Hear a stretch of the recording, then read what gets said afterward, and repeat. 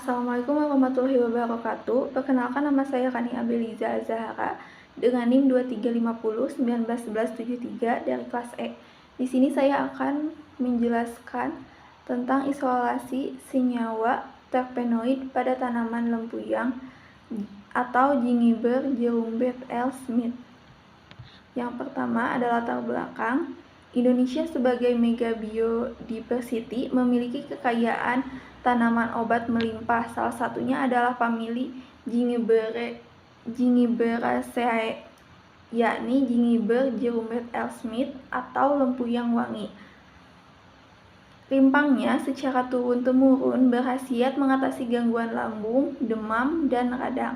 Penelitian menunjukkan khasiat tersebut berasal dari metabolit sekunder minyak atsiri sesquiterpen dengan senyawa utama gerumbon dengan kadar 60% hingga 85%. Selanjutnya ada kajian tumbuhan. Terdapat taksonomi tanaman ini, yakni dari kingdomnya Plantae, divisi Tracheophyta, kelas Liliopsida, ordo Gingiberales, famili Gingiberaceae, genus Gingiber, dan spesies Gingiber Jerumbet L. Smith. Lempuyang wangi atau Gingiber Jerumbet merupakan herba perennial tegak tinggi 1 hingga 2 meter. Perbungaan khas langsung tumbuh dari rimpang, bukan dari ketiak daun, dengan bentuk menyerupai corong silinder yang berubah warna menjadi merah tua cerah ketika matang penuh. Secara etnofarmakologi, air rimpang perasan dari tanaman ini dapat digunakan untuk tukar pektik lambung dan tonikum nafsu makan. Cairan bunga matang dimanfaatkan sebagai sampo pelembab rambut alami di Hawaii, dikenal dengan nama awapuhi. Rimpang segar dihaluskan sebagai tapal rematik dan bengkak. Secara klinis, kandungan utama berupa minyak atsiri volatil dengan konstituen mayor mutlak, yakni gerumbon.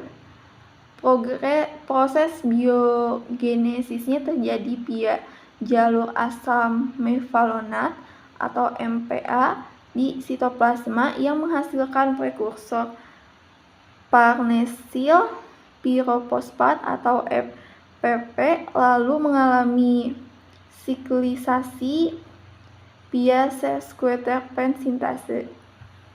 Selanjutnya ada aktivitas farmakologi terpenoid yang telah dilaporkan secara klinis. Yang pertama ada aktivitas anti kanker, di mana sitotoksik selektif tinggi terhadap lini sel kanker atau MCF7, HeLa, HCT 116,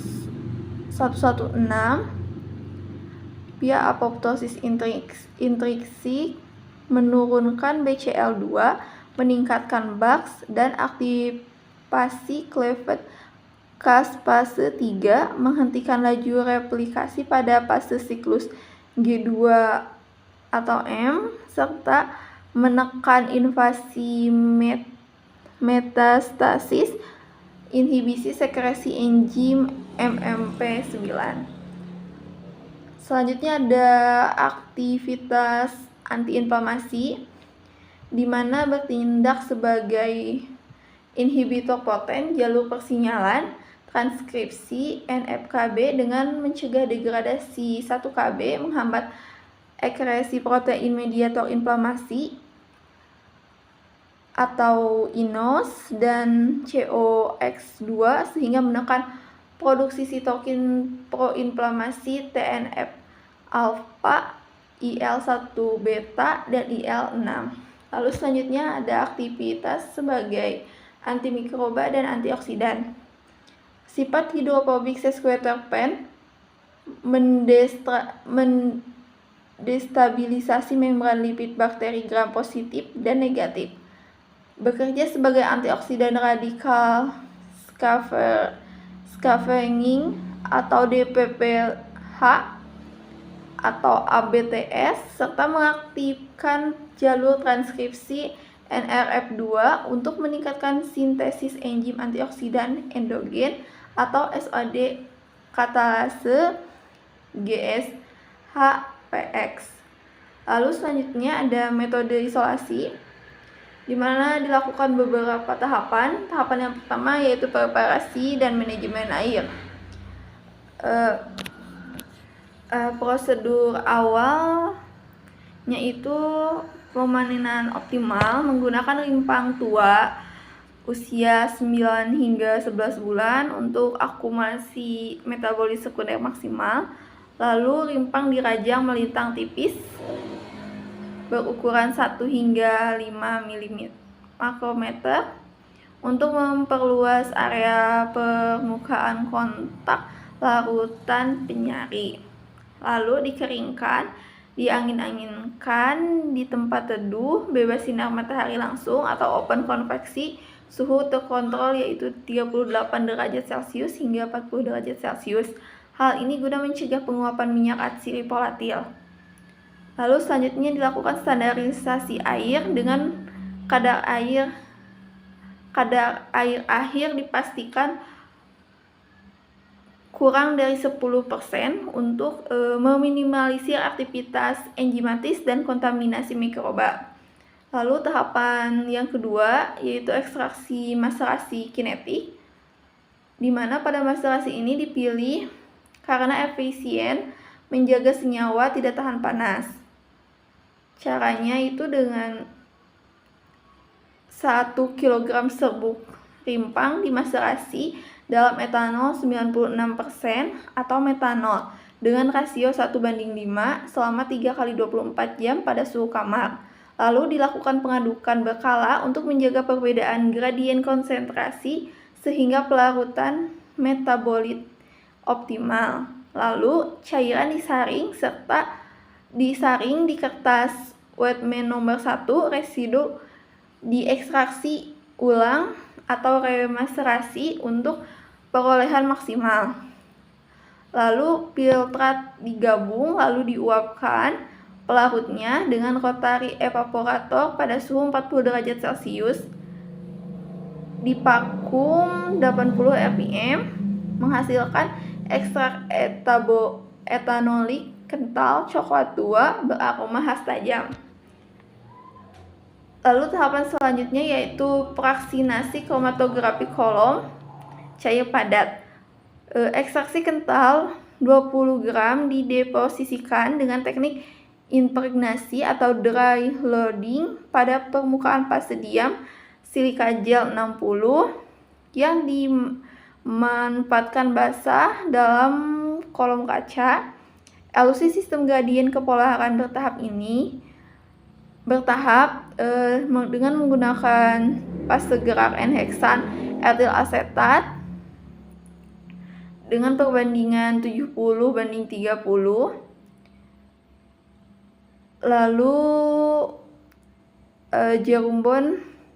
fraksi kaya jerumbon keluar pada rasio non-polar 90:10. Bisa juga dalam 85:15 dengan nilai RF 0,4. Kemudian diuapkan hingga menyisakan residu kuning semikristalin. Lalu tahapan selanjutnya atau terakhir yaitu pemurnian akhir atau rekristalisasi. Residu semikristalin tadi dilarutkan dalam pelarut nonpolar N-heksan panas minimal dibantu diklorometana. Lalu filtrat disaring panas, diturunkan suhunya perlahan pada suhu kamar, lalu disimpan di lemari pendingin dengan suhu 4 derajat hingga 8 derajat Celcius selama 24 hingga 48 jam. Penurunan kelarutan ekstrim memaksa molekul menata diri, membentuk kisi kristal homogen, dan menolak mengotor ke fase cair induk. Dihasilkan kristal jarum putih dengan titik keleh 48 derajat hingga 50 derajat Celcius. Lalu selanjutnya ada identifikasi dan analisis senyawa terpenoid. Yang pertama bisa dilakukan dengan KLT atau kromatografi lapis tipis, di mana digunakan fase diam silika gel GF254 dengan fase gerak N-heksan etil asetat dengan perbandingan 85:15, dan pada deteksi UV 254 nanomikro teramati pemadaman fluoresensi mengonfirmasi gugus kromopor ikatan rangkap terkonjugasi. Juga menggunakan pereaksi semprot, yaitu anisaldehid asam sulfat atau vanilin asam sulfat, diikuti pemanasan pada suhu 105 derajat Celcius. Didapatkan hasil munculnya noda tunggal berwarna ungu kemerahan intens, membuktikan isolat murni termasuk golongan sesquiterpen. Lalu metode kedua yang digunakan yaitu kromatografi gas atau GCMS. Metode ini menggunakan analisis kemurnian fase uap dan bobot molekul. Pada kemurnian kromatografi menampilkan puncak tajam, tunggal atau single subpeak dengan kemurnian analitis lebih dari 98%, dan pada spektroskopi masanya menunjukkan puncak ion molekul mutlak pada nilai MZ 218 yang bersesuaian dengan rumus molekul. Lalu pada pola fragmentasinya menunjukkan puncak dasar atau base peak stabil pada MZ 135 serta pecahan fragmen kation pada MZ 107, 93, 79, dan 67. Lalu selanjutnya dilakukan metode spektroskopi menggunakan beberapa spektroskopi, diantaranya yaitu UV visible, FTIR, 1H-NMR, 13C-NMR, yang dimana pada uji tersebut dapat disimpulkan spektroskopi menunjukkan konfirmasi mutlak bahwa isolat murni lempuyang adalah 4,6,10 tetrametil siklodeca 1,48 trien 3-1 atau jerumbon. Selanjutnya kesimpulan. Maka dapat disimpulkan lempuyang wangi atau gingiber jerumbet memiliki kandungan melimpah metabolit aktif sesquiterpen makrosiklik berupa jerumbon sebesar kurang lebih 80%. Isolasi berhasil ditempuh via maserasi kinetik, pelarut etanol 96%, fraksinasi kolom silika gel 60 dengan gradien N-heksan dan etil asetat, serta purifikasi rekristalisasi N-heksan dingin menghasilkan kristal jarum putih murni. Identifikasi instrumen menggunakan KLT, kromatografi gas, menghasilkan MZ 218, UV visible maksimal 248 nanomikro, FTIR, NMR, memvalidasi kemurnian isolat secara mutlak. Untuk pengembangan penelitian di masa mendatang, ada beberapa saran, yaitu yang pertama, penerapan prinsip kimia hijau atau green chemistry direkomendasikan untuk menerapkan metode ekstraksi modern seperti MAE, UAE, atau SFE CO2 untuk mengoptimalkan rendemen sekaligus mengurangi penggunaan pelarut organik toksik. Lalu yang kedua, formulasi peningkatan kelarutan mengingat jerumbon murni memiliki kelarutan yang sangat rendah dalam fase air atau hidrofobik, maka perlu dikembangkan sistem penghantaran obat berbasis nano seperti SNEDDS, liposom, atau solid lipid nanopartikel untuk meningkatkan biolabilitasnya di dalam tubuh. Lalu yang ketiga, uji farmakologi lanjutan. Diperlukan uji farmakodinamika secara in vivo pada hewan model serta uji toksisitas komprehensif untuk memastikan profil keamanan sebelum melangkah ke tahap uji klinis. Sekian presentasi dari saya. Mohon maaf bila ada salah kata. Wassalamualaikum warahmatullahi wabarakatuh.